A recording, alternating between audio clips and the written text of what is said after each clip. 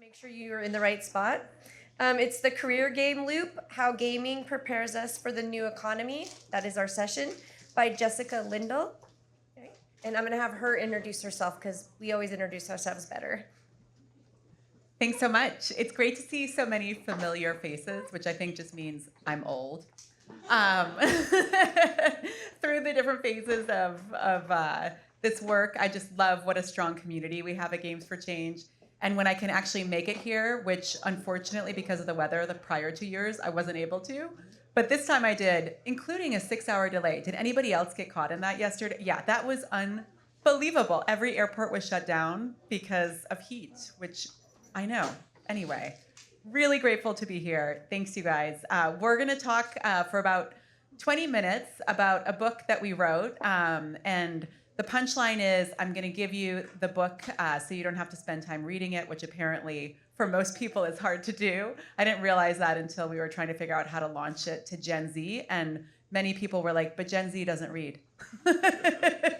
So thank you for reading. Thank you. I usually have 1 or 2 people in the crowd who say, but I do. And so I did send a bunch of books here that should be given away. I don't know exactly where they are. They have been spotted. So if you spot them, they're for you as gifts. Just again, in gratitude to this community and all the communities that we have around the world who bring the power of gaming to many different challenges that we're trying to face. All right, so like many of you, I was raised with this concept a long, long time ago that if I just work really hard in school and try and get good grades, which by the way, I didn't exactly get, then I would get into this great university and land my dream job and live happily ever after. I think as all of us know, that wasn't true then, and it's even further from the truth today. And in fact, our careers are actually quite circuitous. On average right now, all of us are only spending about 4 years in any given type of job. And if you are Gen Z, you are going to have 10 to 15 different jobs in your future, and half of them have not even been invented yet. And so I have focused most of my career actually on this problem and challenge. I sort of have a career that looks like this, which is probably what many of you have, which I've done a bunch of different stuff. But as I've continued to do that stuff, I've really learned and connected to earning, not just earning financially, but earning the opportunity to make impact and have a fulfilling career throughout that journey. So as opposed to the linear career that we started out with, most of us have careers that sort of look like this. So in trying to solve and connect my big why, that's been my career for a couple of decades, how do we connect learning to earning? How do we connect economic opportunity to everybody, independent of the community or family you've been born into? I started off my career in an area that I thought made a lot of sense, which was education. I did what is known today as EdTech for a little bit over a decade, and I kept realizing that all the young people I was trying to work with were spending more time playing video games than they were in classrooms, which is actually a fact, and that if they were spending all this time playing video games, I surely could probably make a bigger impact in that industry. So I kind of did a 180 over a decade ago to go into gaming. And I got the incredible opportunity, which is the first time I was ever here at Games for Change, to create and run an organization called Glass Lab. Glass Lab was this fascinating compilation of ETS and Zynga, and then on the other side, Pearson, Electronic Arts and Zynga, and the other side, Pearson and ETS. And the hypothesis was if you bring together the world's game designers with the best learning and assessment designers, you could make these great breakthrough games. Well, the reality is that the system is what it is. And as all of you who are working in schools today know, it's pretty hard to make learning games. And it's definitely hard to make it sustainable and scalable. But the key thing that I learned during those 5 years, and it was validated by the Stanford Research Institute, which was hired to sort of observe the outcomes of all of this, was, yeah, video games are actually teaching kids something. high quality video games are teaching them a lot, and that the skills that they're really learning from these video games are what we call durable skills, soft skills, the skills that all of us are using in our careers right now to navigate them. And when we started writing this book, we didn't realize that ChatGPT was about to be launched a few months later. They're even more important to our careers now, these durable skills, and that video games are incredible at teaching these skills. I didn't really know that when I was running Glass Lab. All I really knew was that the people who I was able to hire and work with at Glass Lab, and then I moved into Unity for this reason, just like crushed it when it came to navigating their career. They just sort of had this second sense of, here's how I know how to navigate the incredible chaos/opportunity of careers today.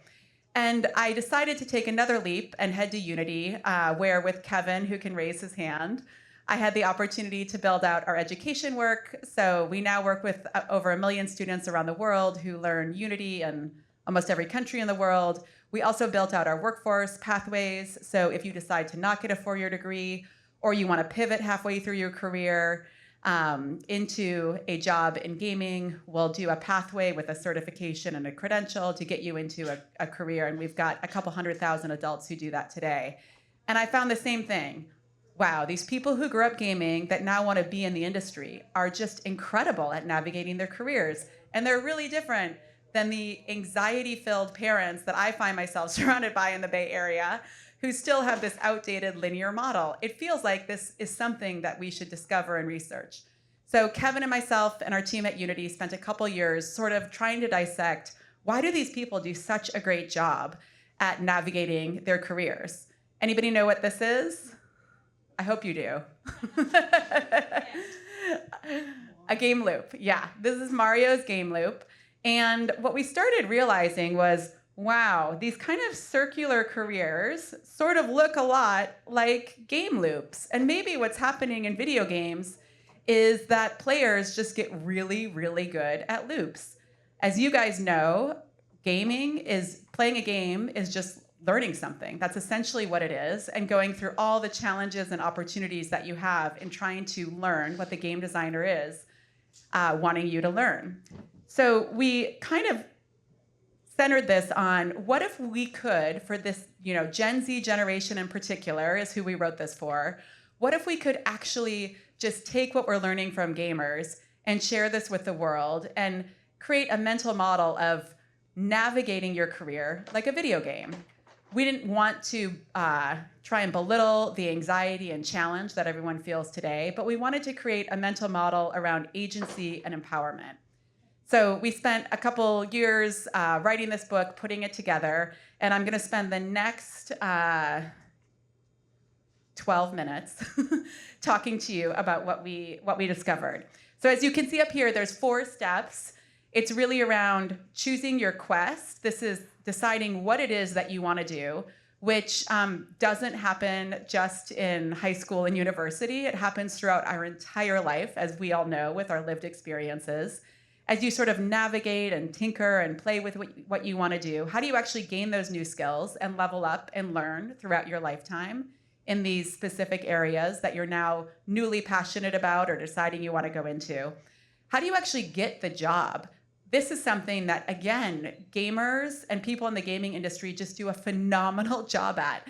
They're not falling into the trap of, indeed, what was that, the 7th ring of hell, I think that David Brooks wrote about in one of his articles. They actually are able to get that job opportunity very strategically and decide how to move on to the next opportunity in what's called job crafting. Again, very similar to an analogy of how do you do Minecraft, any user-generated content, to just move into your next opportunity. So that's the big hypothesis of how we wrote the book. And we kind of wrote the book with video games. We have over 50 different video games that we've profiled in the book, and just really breaking down what you learn from these games and how they help you with your career. We also profiled lots of people from our global community, Unity employees, in just demonstrating really just how unique their backgrounds were and how they navigated this. And so I'll just give you a little taste of that as we go through this conversation. At the very center, what I like to say, the soul of the core career game loop is community. One of my big aha moments in writing this is that I very much take this incredible community and the rest of my network for granted, because I didn't realize that most young people didn't even know that a professional network was something that you needed.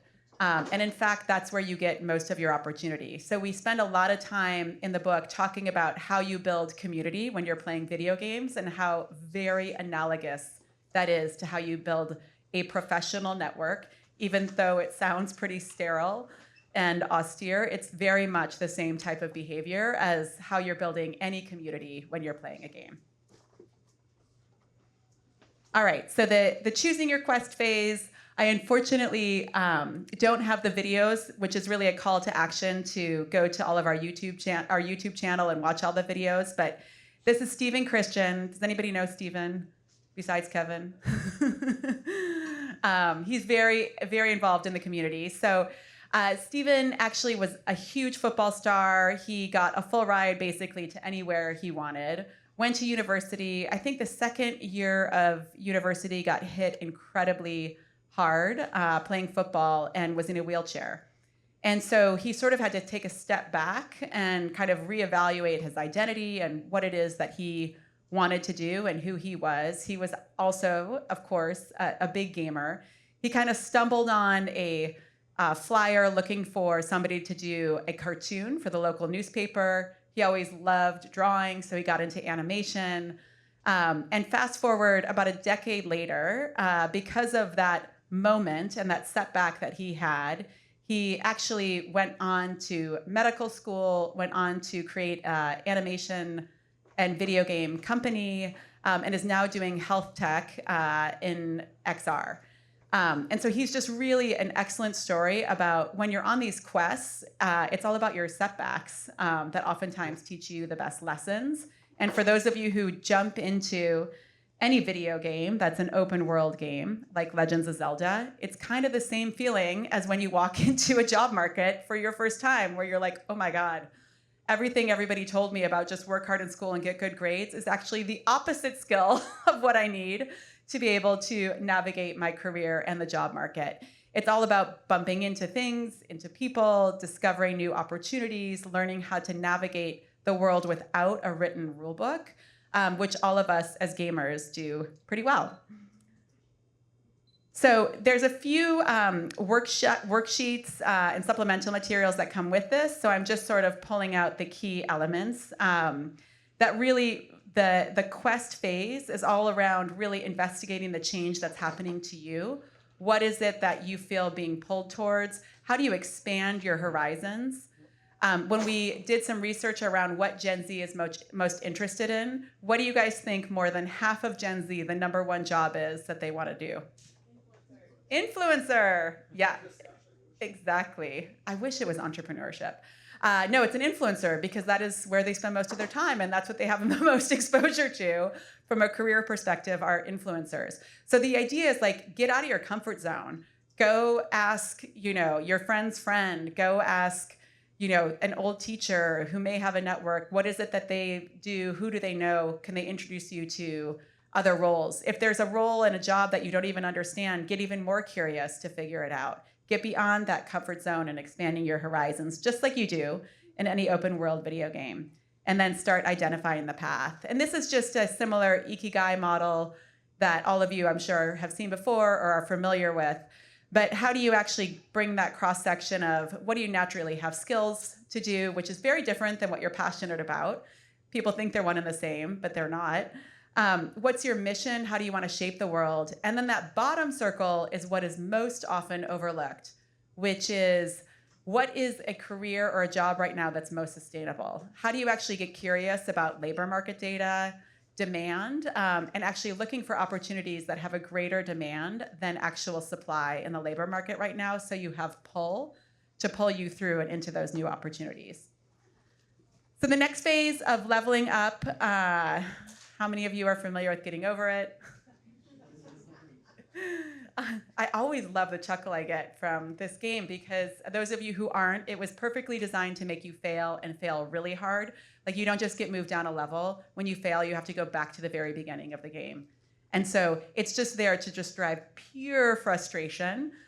So there's a huge, I would say love-hate, I would say usually, but there's a huge hate with a little bit of love following for this game. And I think it really sums up what we see in all of us and all the other gamers we know, which is an incredible amount of tenacity and grit that's just like naturally developed based on how much we suffer through the games that we love.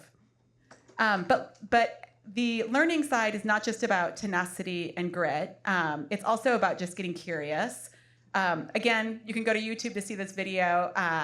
This woman's name is Sarah. She actually didn't graduate from high school in a traditional way. She went back on it and eventually got her GED.